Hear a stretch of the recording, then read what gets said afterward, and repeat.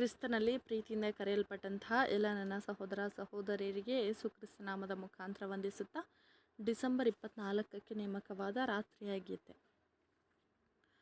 ಇಗೋ, ಎಲ್ಲ ಜನರಿಗೆ ಮಹಾ ಸಂತೋಷವನ್ನುಂಟು ಮಾಡುವ ಶುಭ ಸಮಾಚಾರವನ್ನು ನಾನು ನಿಮಗೆ ತಿಳಿಯಪಡಿಸುತ್ತೇನೆ.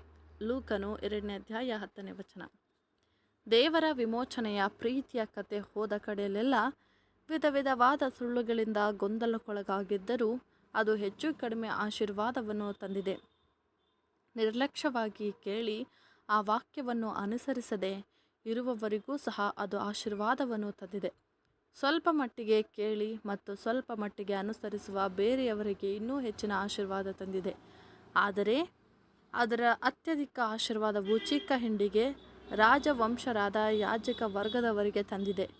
ಇವರು ದೈವಿಕ ಏರ್ಪಾಡಿನ ಮನೋಭಾವದಲ್ಲಿ ಪ್ರವೇಶಿಸಿ ಕರ್ತನ ಅಮೂಲ್ಯವಾದ ರಕ್ತದ ಮೇಲಿನ ನಂಬಿಕೆಯ ಮೂಲಕ ನೀತಿವಂತರಾಗಿದ್ದಾರೆಂದು ಅರಿತುಕೊಂಡು ಕರ್ತನ ಆಹ್ವಾನಕ್ಕೆ ಅನುಗುಣವಾಗಿ ತಮ್ಮನ್ನು ತಾವು ಜೀವ ಬಲಿಯಾಗಿ ಅರ್ಪಿಸಲು ಮುಂದೆ ಬಂದು ಈಗಿನ ಈ ವರ್ತಮಾನ ಕಾಲದ ಸಂಕಟಗಳಲ್ಲಿ ಕ್ರಿಸ್ತನೊಂದಿಗೆ ಐಕ್ಯತೆ ಹೊಂದುವುದು ಮಾತ್ರವಲ್ಲದೆ ಭವಿಷ್ಯದಲ್ಲಿ ಬರುವ ರಾಜ್ಯದ ಮಹಿಮೆಯಲ್ಲಿಯೂ ಪಾಲು ಹೊಂದುತ್ತಾರೆ.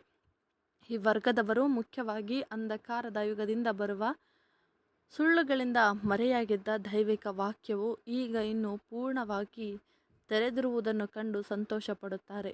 ಈ ವರ್ಗದವರು ಮುಖ್ಯವಾಗಿ ಈಗ ದೈವಿಕ ಪ್ರೀತಿಯ ಮತ್ತು ದೈವಿಕ ಯೋಜನೆಯ ಉದ್ದ, ಅಗಲ, ಎತ್ತರ ಮತ್ತು ಆಳಗಳನ್ನು ಕುರಿತು ವಿವೇಚಿಸುವುದರಲ್ಲಿ ಸಂತೋಷ ಪಡುತ್ತಾರೆ ಮತ್ತು ಆ ದೈವಿಕ ಪ್ರೀತಿ ಮತ್ತು ಯೋಜನೆಯಲ್ಲಿಯೂ ಇಡೀ ಲೋಕವನ್ನು ಕೊಂಡುಕೊಂಡಿದೆ ಮತ್ತು ಅಂತಿಮವಾಗಿ ಈಗಿನ ಅವನತಿಯಿಂದ 1000 ವರ್ಷದ ಕ್ರಿಸ್ತನ ರಾಜ್ಯದ ಅನುಕೂಲಕರ ಪರಿಸ್ಥಿತಿಯ ಅಡಿಯಲ್ಲಿ ದೇವರು ಬೇಡಿಕೆ ಇಡುವ ಗುಣಲಕ್ಷಣಗಳನ್ನು ಬೆಳೆಸಿಕೊಳ್ಳುತ್ತಾರೆ.